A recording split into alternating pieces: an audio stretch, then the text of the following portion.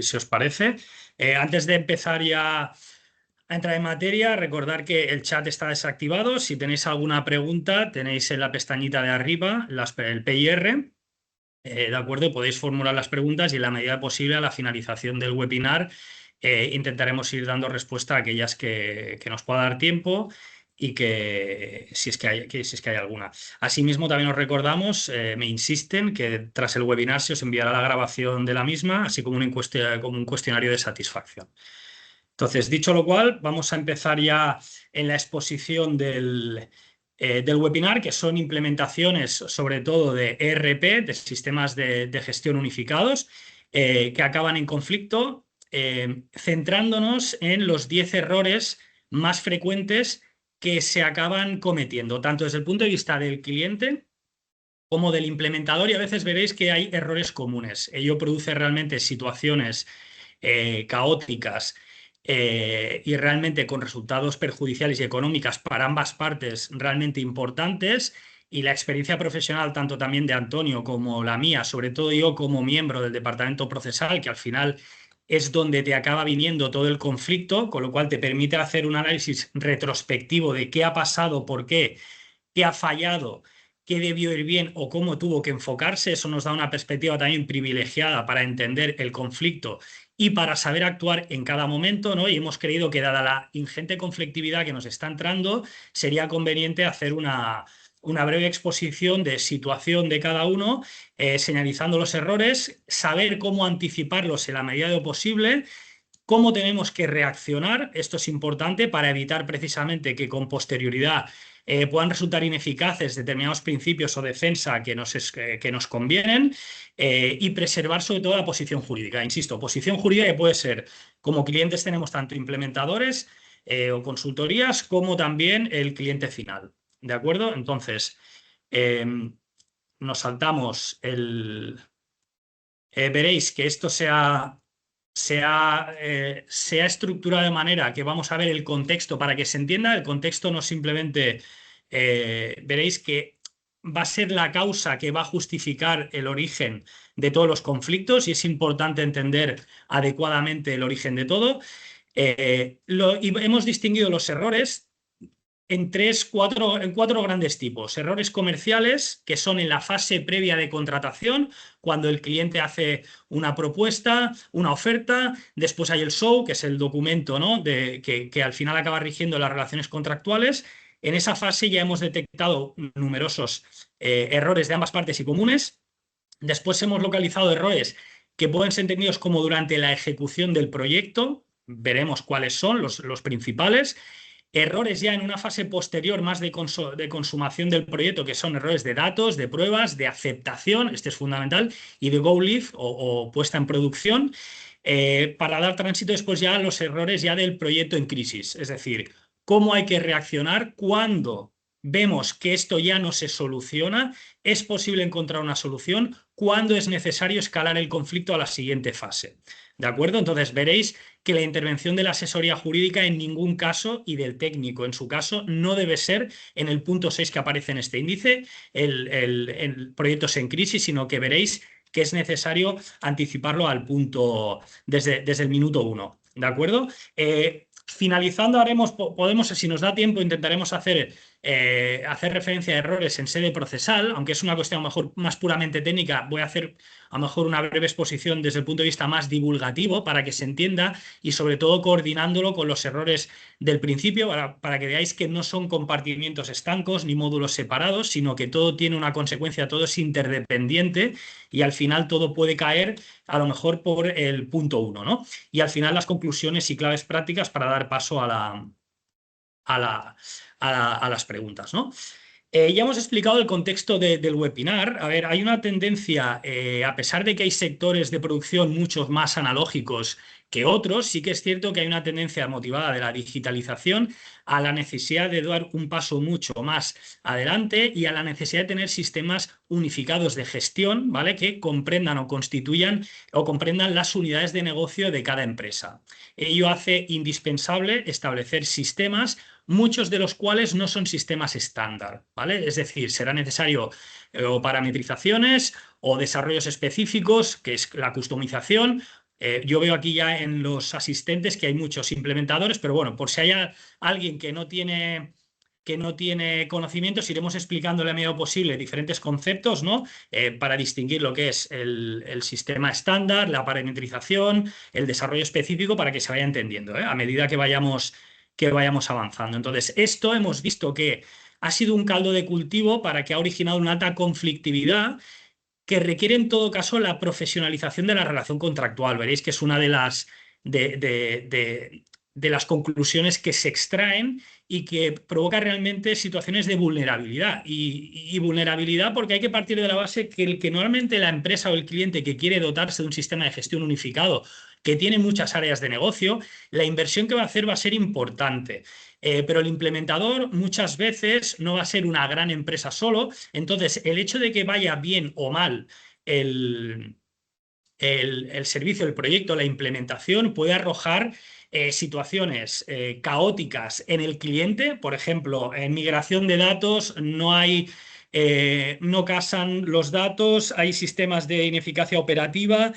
En el cliente, si te interpone una reclamación el cliente y eres implementador, como muchos a lo mejor habréis, espero que no, pero podéis tener que haya que provisionar y eso os puede descuadrar totalmente la situación de la compañía, os puede dar ver abocados a una situación concursal porque los altos importes en los que normalmente constituyen las reclamaciones, la media que estamos teniendo nosotros de entrada de temas acostumbran a ser entre 400 y 600.000 euros, ¿vale? Entonces, esto también es motivado por un error que veremos, errores en la reclamación.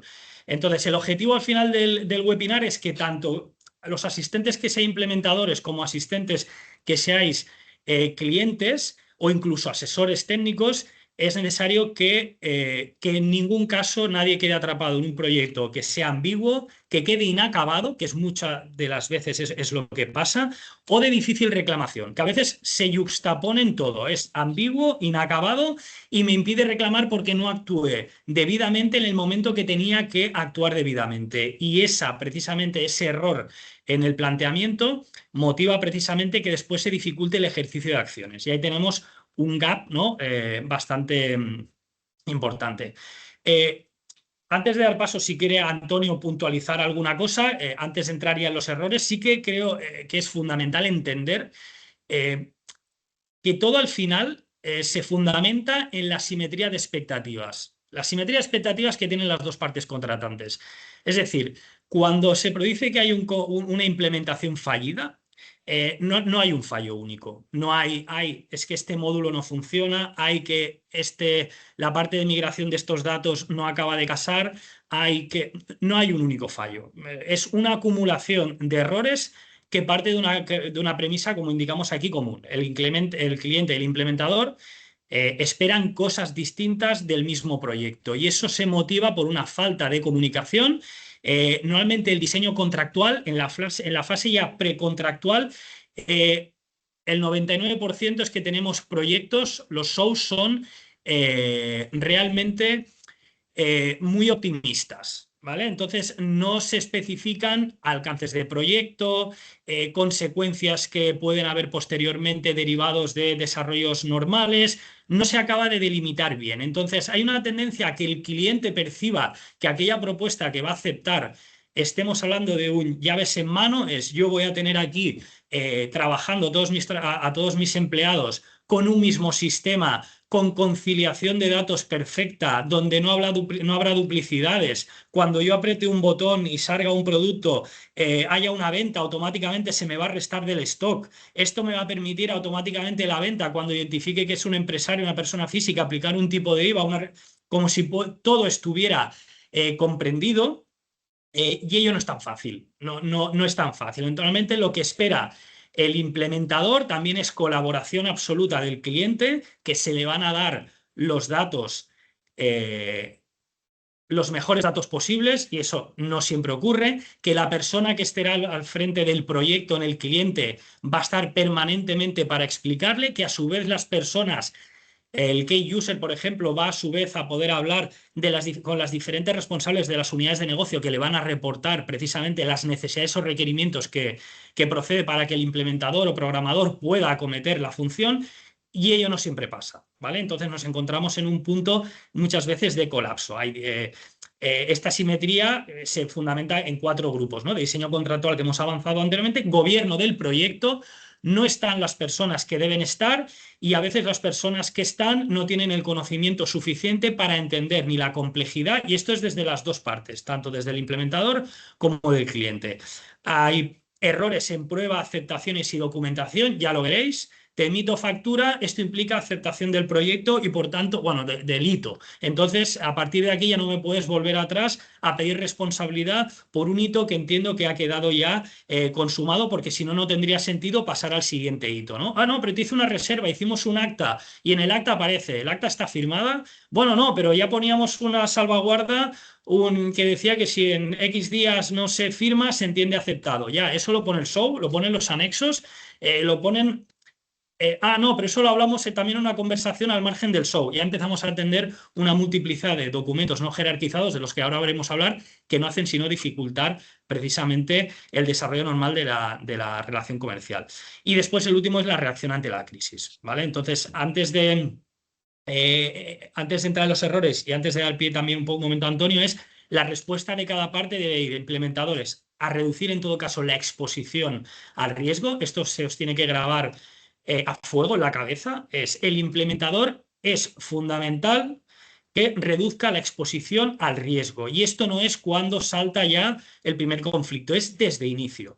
Es defender los hitos del proyecto, que no queden vagos, que no queden indeterminados de forma genérica, y es necesario profesionalizar la relación contractual que hemos indicado anteriormente. Y en cuanto a los clientes, es saber cómo contratar un ERP, dirigir adecuadamente el proyecto, es una cuestión de gobernanza que no siempre está bien gobernado, a veces se retroalimenta entre las dos partes, no toda la culpa es del cliente y del responsable del cliente, también puede haber el project manager del implementador.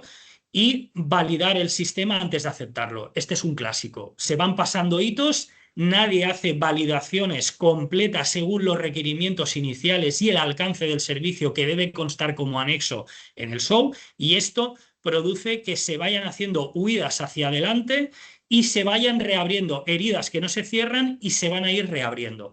Entonces, Antonio, no sé si antes de pasar a lo que serían ya los conflictos propiamente dichos, en este punto introductorio de contexto, ¿tienes alguna cuestión que consideres a bien comentar? Pues lo has explicado todo también. Muchísimas gracias, Eduardo. De verdad, siempre es un placer estar contigo. Se aprende un montón y la información es súper detallada, la que siempre das. Yo simplemente quería pues, comentar un poco, porque Eduardo lo ha hecho perfectamente, es que al final un sistema de gestión empresarial abarca procesos, ¿no? Y estos procesos son procesos financieros, procesos de compras, procesos de ventas, almacén, producción, facturación. O sea, hay muchísimas unidades de negocio y muchísimos procesos entrelazados que deberían trabajar entre sí, ¿no? Y en las diferentes fases, sobre todo en la fase de análisis, en la fase de alcance, normalmente no están todos, ¿no? Toma la decisión una sola persona con lenguajes muy, muy diferentes, ¿no? Entre el implantador y el cliente, ¿no? Eh, que normalmente el cliente piensa que cuando compra algo, ese algo se adapta perfectamente a sus necesidades, va a coger sus procesos y los va a hacer perfectamente. Sin embargo, el implantador tiene otra visión. Básicamente que él tiene unos procesos y que el cliente se tendrá que adaptar en parte a esos procesos. Ahí empieza la primera simetría. No vamos a entrar ya en temas muy, muy técnicos, además de dónde pueden estar los servidores y demás, porque sería complicar mucho. Vamos a intentar hacer un webinar claro, conciso e ir un poco a los puntos claves, ¿no? Pero normalmente el cliente suele, cuando compra un sistema de gestión, quiere seguir trabajando igual, ¿no? Y el implantador dice, bueno, sí, vas a trabajar igual, pero vas a modificar algunos de los procesos. Ahí ya empiezan las primeras cuestiones que deben quedar solventadas, ¿no? Eh, para un cliente también debe darse cuenta que un sistema de gestión no es algo que compres y esté encorsetado, ¿no? Y también un implantador lo que debe darse cuenta es que tampoco vende soluciones mágicas, ¿no? Y esa solución, al final, que tú vas a vender, va a depender del alcance, de los datos, de las integraciones que tú hagas, de las decisiones del cliente y de las implicaciones con el equipo. Con lo cual es francamente importante todo lo que está comentando Eduardo sobre el análisis de expectativas, sobre los documentos que tienes que trazar, sobre las explicaciones, sobre las demos. Ya iremos un poquito más adelante, pero muchas decisiones se toman en base a demos. O sea, y luego cuando bajas al mundo y dices, pero esto está incluido. No, no, esto no está incluido. Esto yo lo quería de esta manera, ¿no? Voy a poner un par de ejemplos, ¿no? Y dejo a Eduardo porque en este mundo nos podríamos tirar horas y horas y luego si no mis compañeros de marketing, especialmente Nuria, me va a asesinar. Entonces, y además Eduardo también, que es más interesante lo que cuenta él, ¿no? Pero pongámonos un ejemplo, ¿no?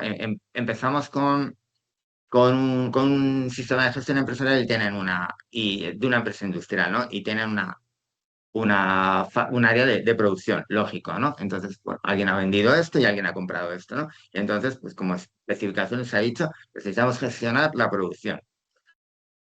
Eso para el implantador y el cliente ha soltado. Necesitamos gestionar la producción.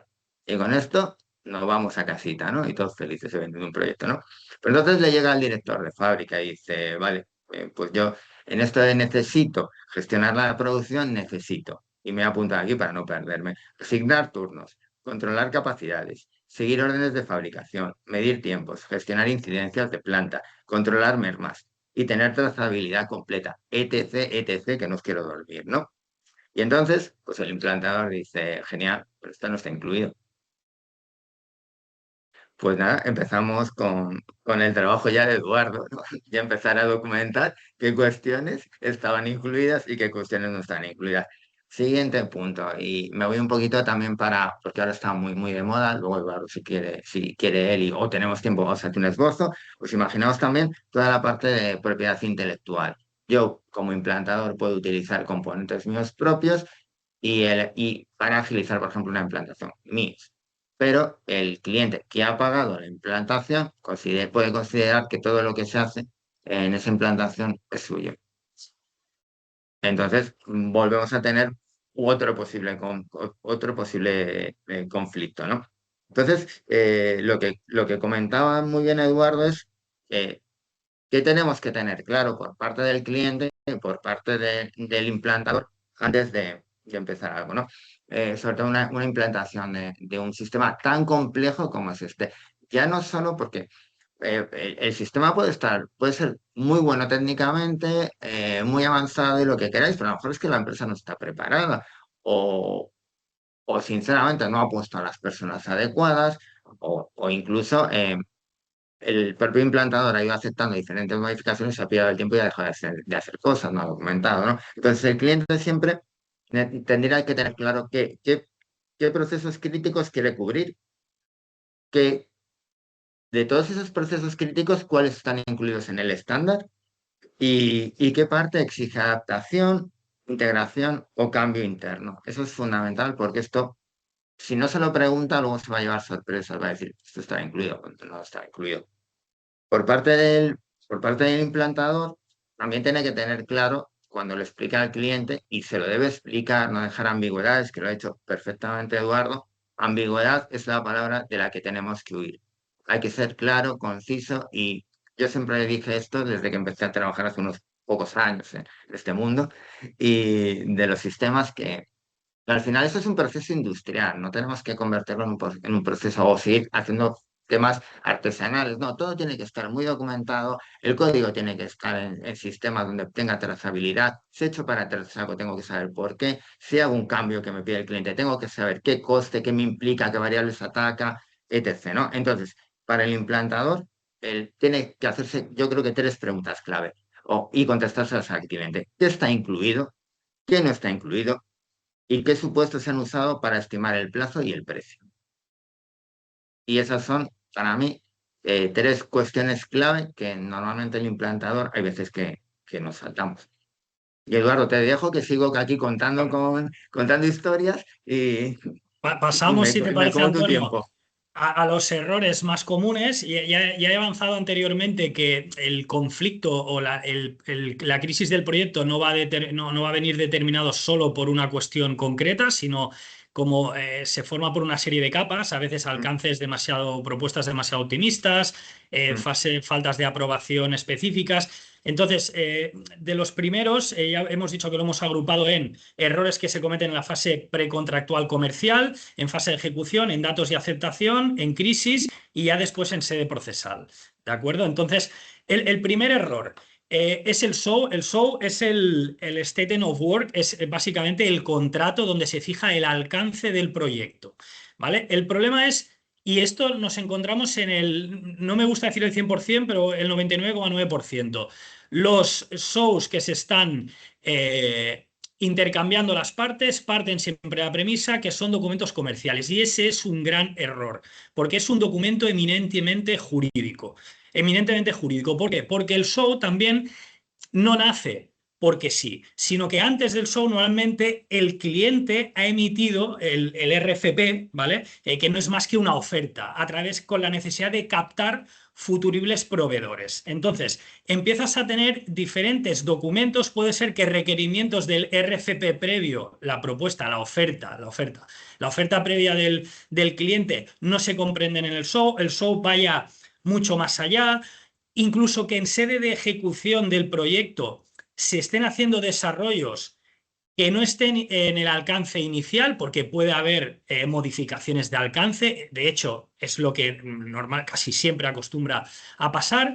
Y el problema es que cuando se reabra el conflicto, como ha habido el intercambio de una multiplicidad de documentos, el abogado relativamente hábil ya en sede judicial va a intentar rascar, hacer arqueología documental de aquellos documentos que me interesan para defender la tesis que ahora necesito defender. Entonces, el problema es que cuando el show no estaba cerrado también, que con el alcance, como comentaba Antonio, se quedan abiertas una serie de ambigüedades que desde el punto de vista comercial son normales, son costumbre, pero hay que intentar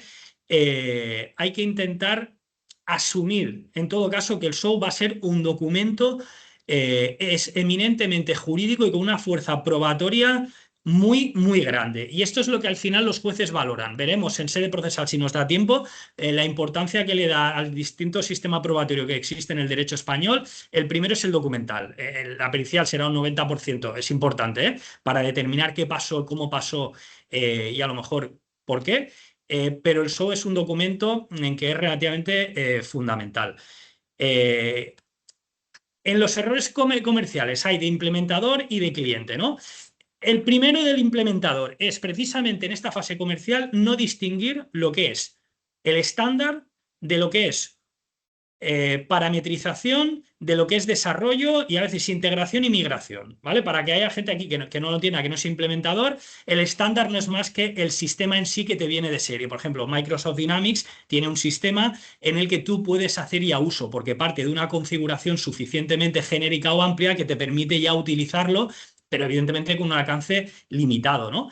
Después, la parametrización significa activar determinadas opciones que tiene el sistema estándar, ¿vale? Pero que por defecto no vienen activadas, entonces que requiere adaptarlas, pero no implica, y esto es fundamental, no implica tocar código, ¿de acuerdo?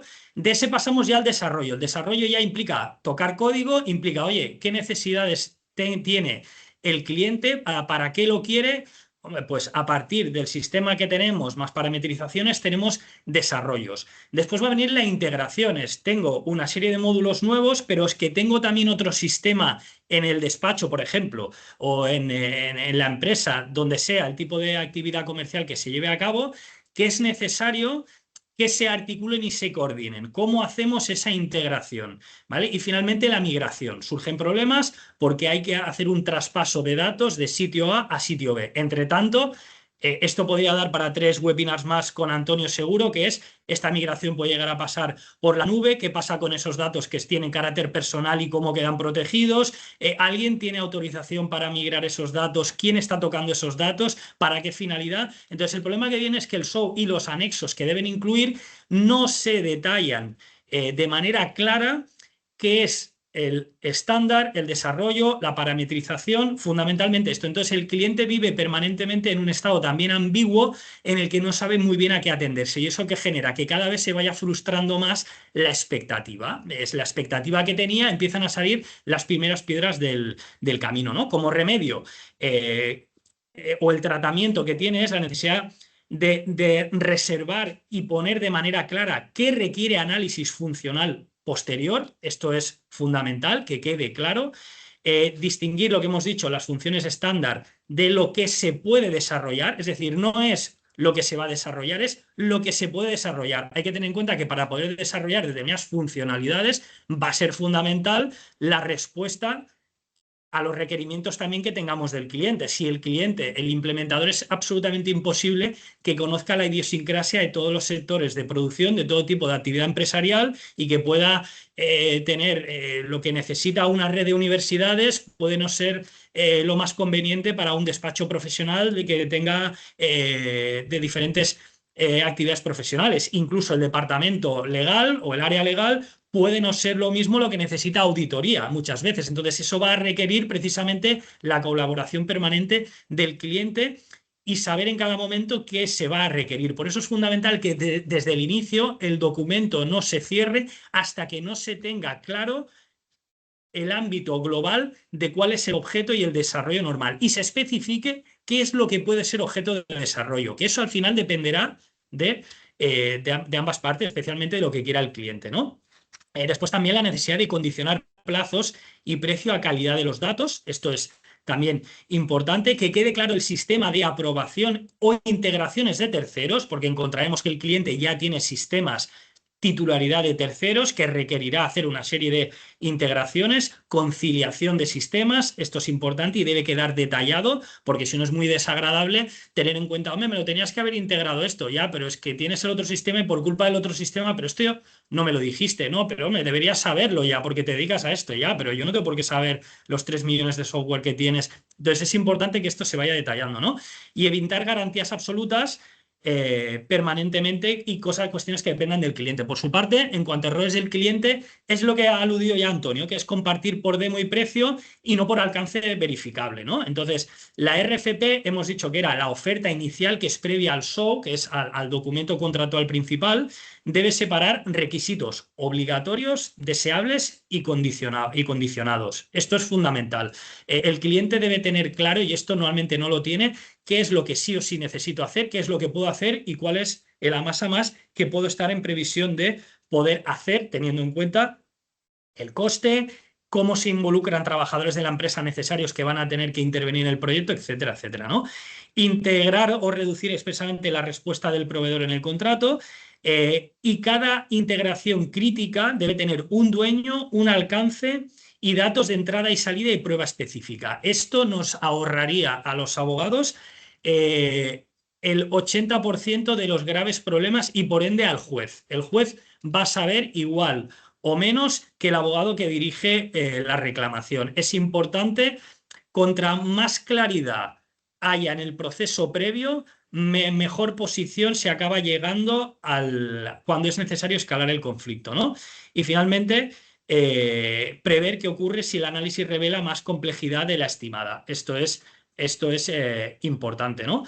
Al final ello da pie a que con todo esto, ya hemos dicho que tenemos propuestas iniciales de cliente para captar precisamente implementadores y recibir propuestas de servicios, tenemos shows, tenemos precisamente licencias, que a veces se están utilizando licencias de terceros necesarias para el uso del software, tenemos acuerdos también legales para poner en determinadas circunstancias, el DPAs, que es el Data Processing Agreement, ¿no? Cómo es el proceso de datos, esto es importante, y hay el plan de proyecto, actas, normalmente las actas son reuniones periódicas en las que el cliente y el proveedor paran, dicen en qué estado estamos, cómo evolucionamos, el cronograma en función de la fase en la que estamos y ahí se ponen en común una serie, ¿no? de aspiraciones, de quejas, de puntualizaciones o lo que sea. Es necesario que quede documentado. Tickets son las respuestas a esto no funciona y esto es importante porque será necesario también distinguir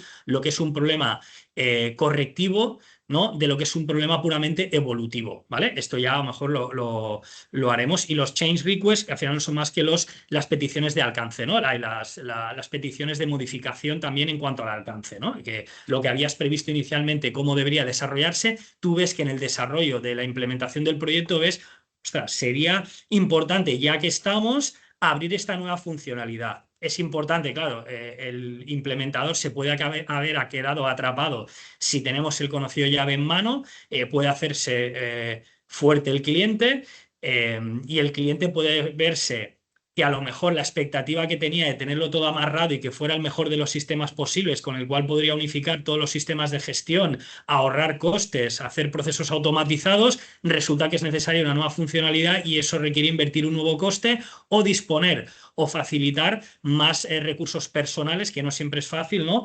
Del proyecto para que el implementador pueda hacer esa configuración, ¿no? Entonces, antes de pasar, si os parece, a los errores de la ejecución, no sé si Antonio tienes en cuanto a esta fase puramente comercial de errores entre las partes, alguna cuestión también a comentar antes de pasar a los errores en la fase de, proyecto, de ejecución del proyecto. La verdad, poquito tengo que añadir más, de verdad. Eduardo, simplemente pues comentar que es tremendamente importante lo que es un alcance bien definido, que obviemos frases como o alcances de finanzas, módulo de finanzas, módulo de compras, módulo de ventas, módulo de almacén, o sea, las típicas que pones un listado, que en definitiva queda muy ambiguo. eh, Porque al final, por ejemplo, decir voy a implantar un módulo de compras, pues ¿qué quieres decir? ¿Que vas a crear solicitudes de compras? ¿Que vas a crear circuitos de aprobación según importe y sociedad? Generar pedidos, que las mercancías las puedas incluir, que luego esas mercancías se vayan al módulo de contabilidad. Es decir, tenemos que evitar absolutamente, como bien ha dicho Eduardo, y es que es la frase, evitar ambigüedad, ¿no? Por ejemplo, igualmente, vamos a implantar un sistema de informes, pero, ¿vale? ¿De informes de qué? Informes, cuadros de mando, analíticas, en qué periodos, de qué áreas, cómo se van a vincular esos datos, cómo se van a actualizar. O sea, hay que ir un poco al detalle para evitar esa ambigüedad. Por no decir que también tendríamos que dejar muy claro la parte de la propiedad intelectual. Y luego en los fallos comerciales, pues al final es cierto que pues en las demos normalmente van comerciales, que normalmente no son técnicos, normalmente se hacen demos y bueno, pues hay una exaltación, una euforia, tal, el programa gusta, tiene colorines, es muy bonito y tal, y le gusta y bueno, pues dice, pues no sé, pues un proceso a lo mejor de aprobación de facturas, pues en 3 clics, es cierto, lo hago en 3 clics, mira, qué bonito, ¿no? Y entonces cuando tú llegas a implantar el proceso de aprobación de facturas, pues te das cuenta que la sociedad tiene varias sociedades, tiene distintos niveles de aprobación, delegaciones con políticas distintas, validaciones fiscales, conexiones con bancos, con lo cual dices, oye, esto de los 3 clics, ¿dónde está? No está. Es mucho más grande, ¿no? Eh, por ejemplo, lo mismo podríamos contar, no me quiero hablar mucho, con sistemas logísticos, que podríamos tener millones de problemas. Y al final, no es decir si el sistema puede hacer el tema, sino cómo puedo hacerlo con mi proceso, con mis datos, con mis sociedades. Eso es lo que se debería preguntar el cliente. Eh, con mis aprobadores, con mis integradores. Y el implantador principalmente siempre tiene que estar velando por esto, lo cubre el estándar, eh, que si no lo cubre el estándar, cómo afecta, en qué plazos, en qué coste, qué tecnología voy a tener que utilizar. Y simplemente aportar un tema, un poco de experiencia, ¿no? Sobre el tema de la jerarquía de la documentación, que me parece, pues como has puesto, Eduardo, súper clave. O sea, imaginaos toda la documentación que hay ahí. Y esto, los que sois implantadores, pues además lo metéis dentro de las diferentes metodologías que hay ahora, ¿no? Pues tener Scrum, metodologías Agile, puedes tener Waterfall, puedes tener millones, ¿no? Pues esto lo complica aún más, ¿no? Las mezclamos ahí todas, ¿no? Entonces, al final cada uno, si no hay una jerarquía, cada uno se va a quedar con la documentación que le interese. No, yo me quedo con la demo. No, yo me quedo con las especificaciones. No, yo me quedo con la última épica. No, yo me quedo con esto, ¿no? Entonces debe haber una jerarquía de documentos para tratar de evitar lo que es el propio... no, o sea, al final, problemas dentro de la implantación siempre va a haber. El tema, como bien ha dicho Eduardo, el tema es cómo los solvento y cómo los llevo a buen puerto, ¿no? Porque no hay ninguna implantación que al final no tenga problemas. Eso sería imposible. Entonces, también una buena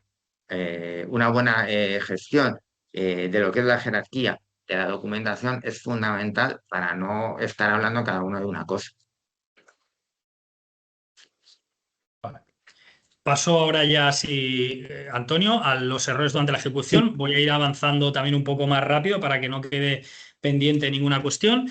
En la fase de ejecución, el error común del implementador es no documentar avisos y dependencias. Este es uno de los grandes fallos. Difícilmente vas a poder plantear una demanda judicial posterior alegando incumplimiento de todo si desde el minuto uno no has hecho especial incidencia en todo aquello que no ha ido fallando mientras iba fallando, porque al final la quiebra del proyecto no lo motiva una única cuestión. Entonces, difícilmente me vas a poder reclamar el 100% de lo que yo he invertido en el proyecto si mientras no has ido dejando rastros, las migas de pan de, oye, aquí yo ya te lo dije. Entonces, la cuestión en no documentar avisos e incidencias de nada sirve, ¿no? Al final, tener un buen control, una buena plantilla de peticiones de cambio, si en la práctica los cambios se aprueban por correo o ya lo veremos después o lo que sea, ¿no? Entonces, el tratamiento para el implementador es absolutamente indispensable, avisos por escrito, hechos con decisiones requeridas, plazos y consecuencias. Esto sé que puede ser complicado, y me va a decir, sí, claro, pero ya vamos enturbiando la relación con el cliente. No, pero si hemos diseñado adecuadamente el documento previo, el cliente verá que lo que estamos haciendo ahora no es más que consecuencia de lo que ya hemos previsto. Es decir, no verá que estamos sacando de la chistera algo y se va a poner a la defensiva porque estoy atacando. No, no, esto ya estaba previsto en el protocolo de seguimiento de los documentos jerarquizados que hemos aludido anteriormente y esto forma parte del proyecto. Entonces, a cada aviso de que algo no cuadra, pues, oye, no me has facilitado estos hechos. Esta decisión requerida no me consta. Esto requiere un plazo. ¿Qué consecuencias tiene? Es dejar la trazabilidad absolutamente de todo, ¿no? Después hay que hacer el escalado al comité de seguimiento si afecta a hitos, al coste o al go live. El go live es pasar a fase de producción, ¿no? La reserva de derechos si se sigue trabajando, pero para no paralizar el proyecto. Muchas veces el pago siempre de una factura va a motivar la aceptación, la implicación de la aceptación del hito correspondiente. Nos hemos encontrado de todo, pero la única manera de acreditar que el pago de una factura y una aceptación es aceptación del hito es que no haya reservas, ¿vale? Entonces, estas reservas no es me cogí el teléfono, me dijo, no, no va por testificales después solo, sino es dejar el rastro documental adecuado para ello, ¿no? Y el registro de retrasos imputables y su efecto en el cronograma propuesto. Esto es fundamental. El desarrollador del proyecto no puede hacer su trabajo si no tiene datos y de calidad, y esto no los tiene si no se lo facilita el responsable del proyecto de la empresa usuaria que está recibiendo la implementación del servicio, ¿no? Entonces es necesario ir dejando rastro de todo esto. En cuanto a errores del cliente, lo fundamental también es confundir colaboración con aceptar sobrecostes sin límite. Es decir, no os puede exigir un implementador el cumplimiento del contrato si el cliente previamente no cumple sus obligaciones. Y esto es un proyecto común, no es te vendo un coche, pago un precio, yo te entrego el coche. Esto es que para yo poder hacer el desarrollo del proyecto es necesario recibir una serie de inputs, los cuales no son pocos, en base a los cuales voy a ir poder perfilando, desarrollando el proyecto, incluso haciéndote propuestas de qué parametrización te haría, qué desarrollo específico para que lo valores. Entonces, la colaboración del cliente es fundamental. Sin esta colaboración es imposible que el proyecto avance. Ahora bien, colaborar no requiere decir siempre sí, sí, sí a todo. Esto no es colaboración, es servilismo y es dejar vinculado el contrato a la voluntad de implementador. Esto no debe ser así. Y colaboración no significa, digo, siempre que sí, que yo me va a comportar sobrecostes sin límite a perpetuidad, ¿no? Entonces es necesario conectar cada desviación con una cláusula, hito y dependencia concreta en base al alcance funcional que se haya desarrollado anteriormente, pedir el análisis del impacto al aprobar los cambios, documentar reservas al aceptar soluciones provisionales, que deje, oye, esto te lo acepto a los efectos de poder continuar, que el equipo pueda continuar desarrollando aquello, pero esto queda pendiente para no paralizar, ¿no? Y para no evitar que el implementador tenga un equipo pendiente de acometer una serie de funciones y no dejarlo en vacío. Y a veces esto no es que sea una huida adelante, hacia adelante, ¿no? Sino es que es necesario ir avanzando en la medida de lo posible y dejar determinadas retoques pendientes de hacer y de verificación, pero que no enquisten y bloqueen el proyecto, ¿no? Y separar incidencias del alcance de evolutivos o mejoras no incluidos, ¿no?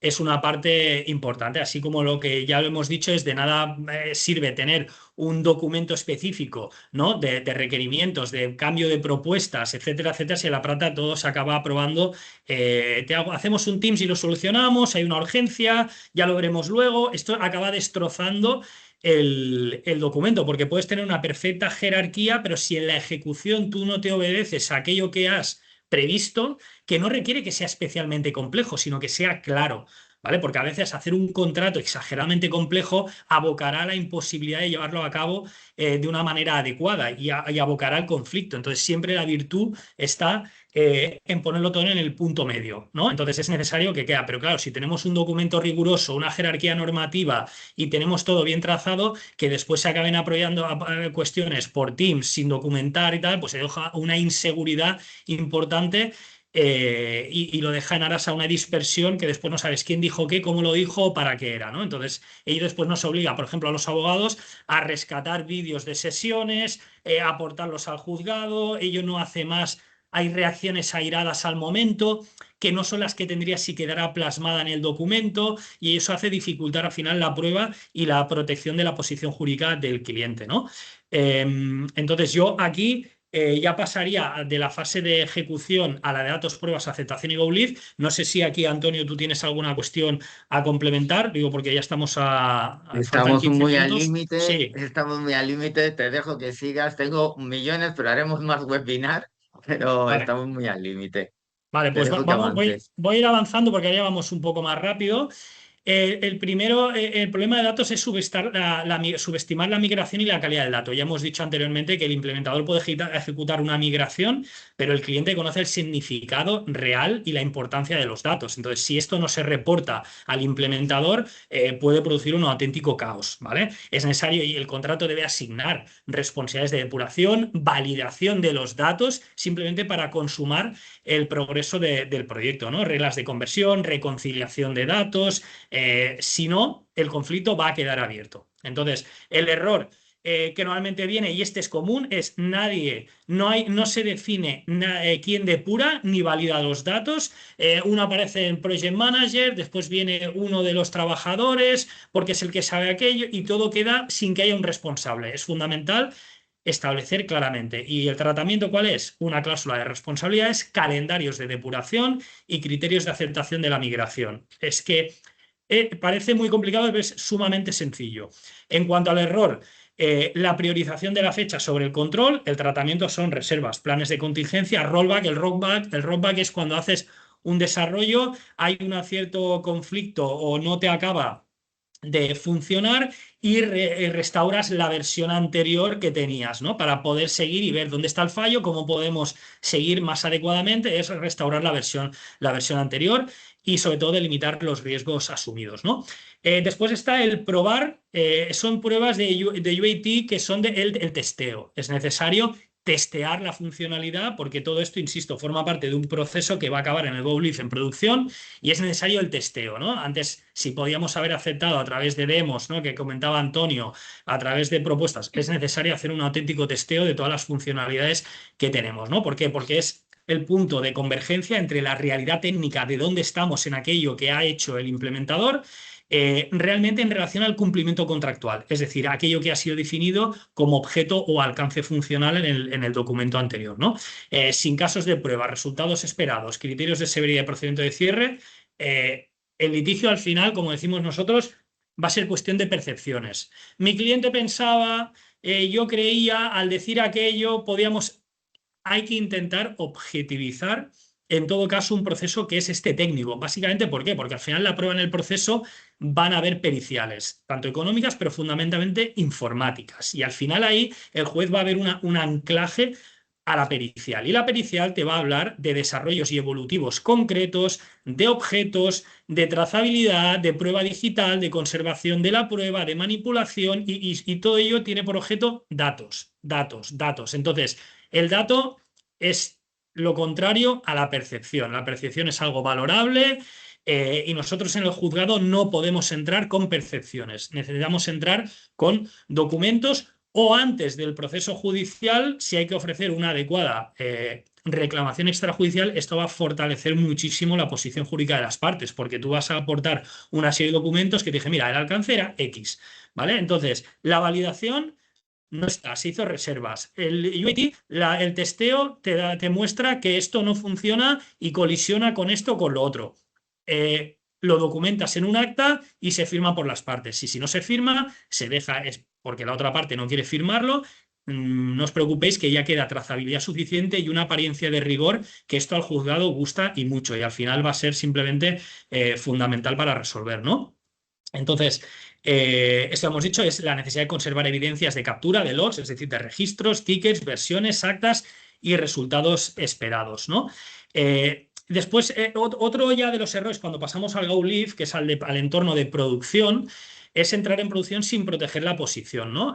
Porque el Go Live puede interpretarse de muchas maneras. A veces es una huida hacia adelante, no sabes realmente estamos pasando al Go Live, pero porque no nos queremos quedar encallados, hay muchas heridas abiertas, imposible cerrarlas todas, pero necesitamos avanzar el proyecto porque yo, que soy el project manager del proyecto del cliente, tengo que reportar arriba, no puedo quedar como que esto sea enquistado, el del implementador también tiene que responder hacia arriba en su responsable de que esto, y muchas veces aún hay una huida hacia adelante que esto no va a ayudar absolutamente a nadie, ¿vale? Entonces es necesario redactar reservas, esto es fundamental, que cada pago de factura no signifique la aceptación de un hito si algo no está total y absolutamente cerrado y distinguir lo que es un evolutivo, es decir, lo que queda pendiente derivado del alcance que le hemos asignado a las partes, de lo que es un correctivo, es decir, yo he hecho el servicio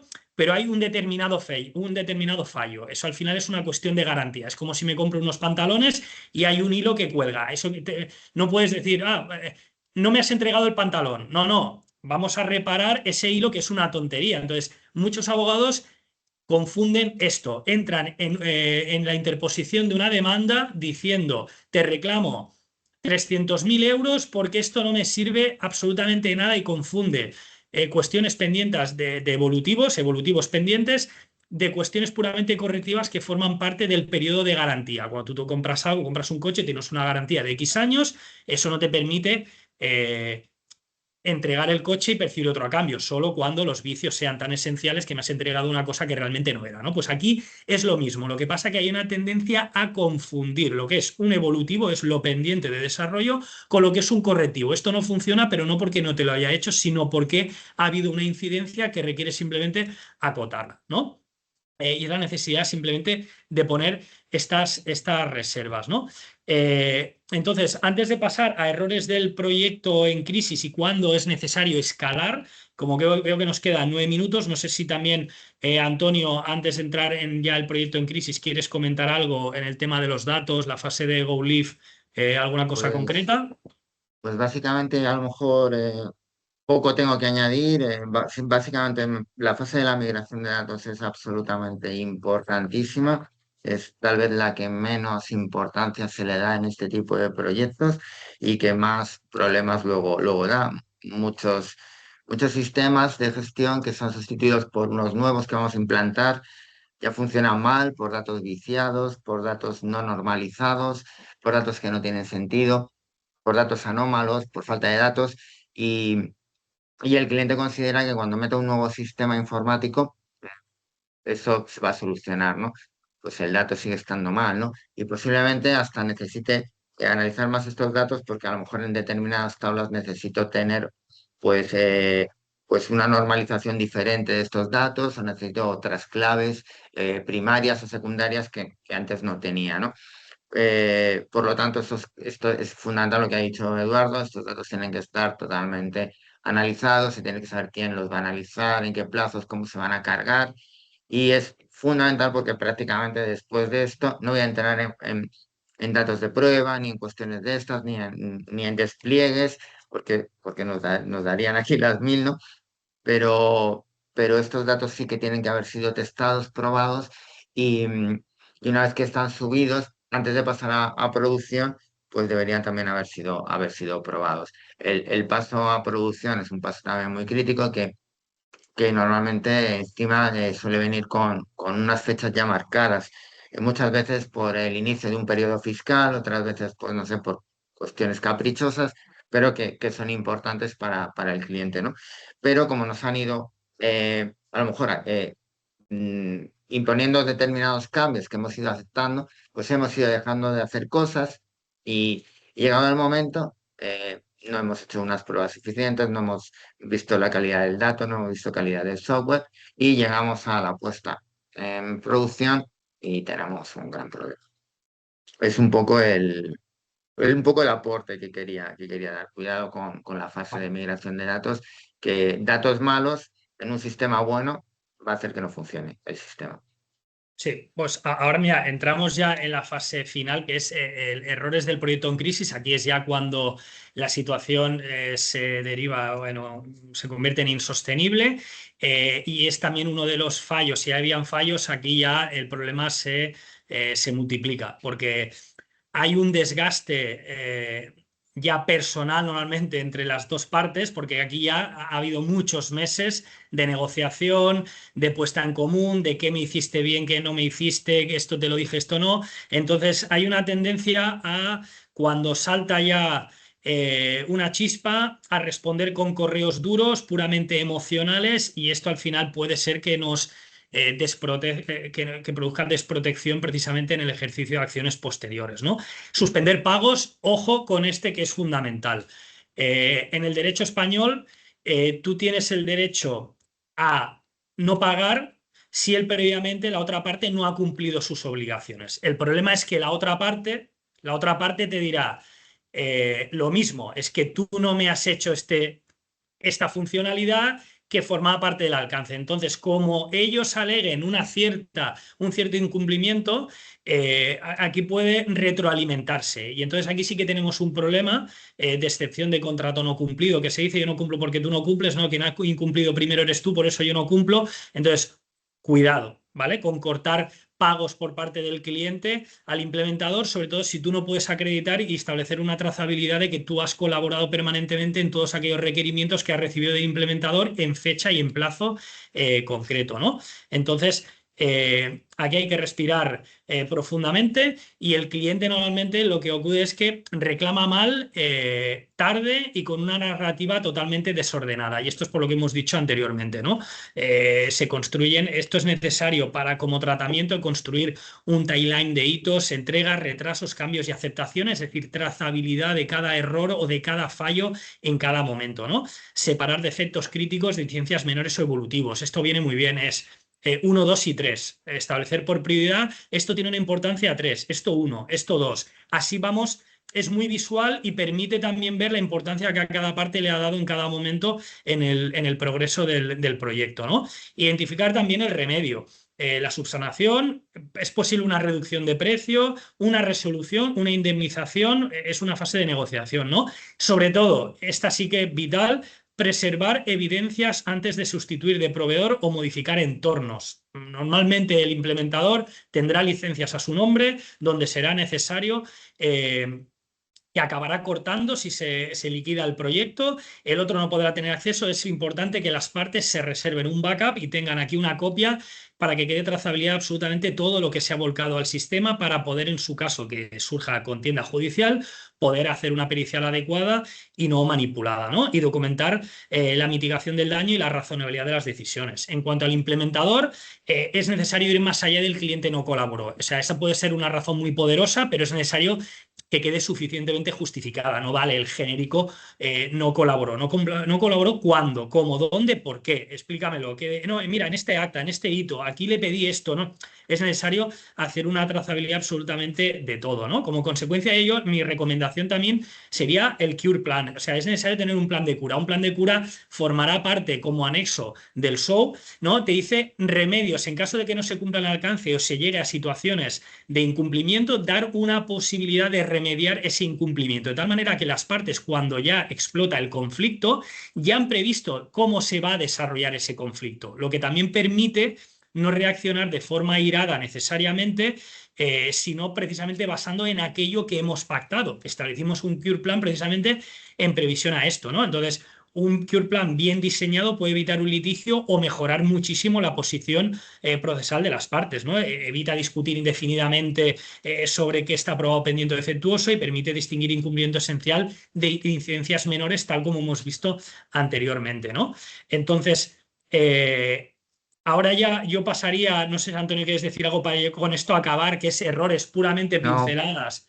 porque Vale, vamos súper apurados, ¿no? no, y con esto ya Eduardo. acabo, ¿eh? Es errores Vale. de planteamiento de la demanda y en la prueba. El primero es la configuración de pretensiones. Hemos visto la mayor parte de las veces que se configuran demandas con pretensiones que no se ha entendido bien realmente por el letrado que suscribe la demanda cuál es el objeto y a qué se dedicaba su cliente y cuál era el objeto y el alcance del proyecto. Y es común que si el proyecto tenía un impacto económico de 500.000 euros, te reclamo 500.000 euros, porque esto no me sirve de nada. Entonces, muchas veces es no entender la pretensión. A veces necesitas, depende cómo se desarrolle el proyecto, sí que puede ser necesario cuando ha habido un desastre de tal magnitud que no es aprovechable nada porque todo es customizable y necesita, pero otras veces es simplemente un complemento. Y eso al juez sienta muy mal. Ver que cualquier persona dispara todo lo que se mueve, hay que ser coherente, ¿no?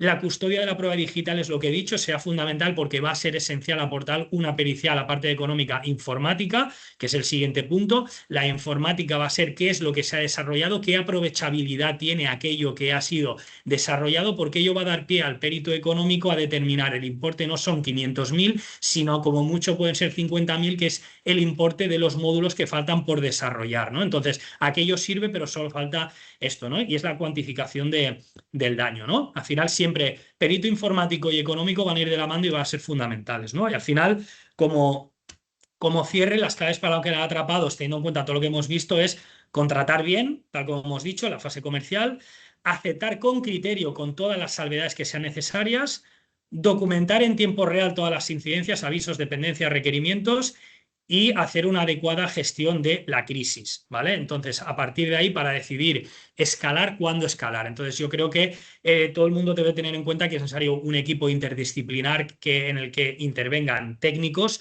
en el que intervengan también abogados contractualistas, pero también que haya alguien procesalista porque va a ser el que va a definir precisamente cuándo hay que cortar y cómo va a evitar que lo que digamos hoy seamos esclavos mañana y proteger la posición jurídica de las partes, ¿no? Entonces yo con esto, a menos que lo daría por finalizado, a menos que Antonio tengas algo que comentar, y yo creo que Nuria nos hemos Pues adaptado fielmente, he visto tampoco bueno, había preguntas.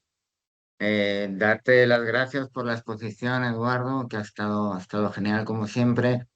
Nuestra compañera Nuria, que no la veis, que hace posible todo esto. Y quería dejar una frase, ¿no? En esto, simplemente, pues comentar que una buena implantación para mí no es la que no tiene incidencias, es la que tiene un alcance claro, decisiones documentadas, datos controlados, pruebas objetivas y derechos de uso bien definidos. A partir de ahí, pues las incidencias siempre forman parte de lo que es una actividad abierta y como es una implantación de un sistema complejo, complejísimo como es esto, ¿no? Que aborda todas las líneas de negocio. Simplemente quería aportar esto y poquito más. Vale, pues tal como hemos dicho, os llegará, os hará llegar la grabación, ¿no? del webinar con la encuesta de satisfacción. Espero que haya sido útil, cuando menos. Somos conscientes que nos hemos dejado muchos frentes abiertos, pero es imposible encorsetarlo en una hora e iremos viendo también a demanda y según lo que vayamos viendo también para hacia dónde tira el mercado, hacer especial énfasis en aquellos aspectos que no hayamos podido tratar. Por lo tanto, muchas gracias y cerramos. Muchas gracias. Hasta luego.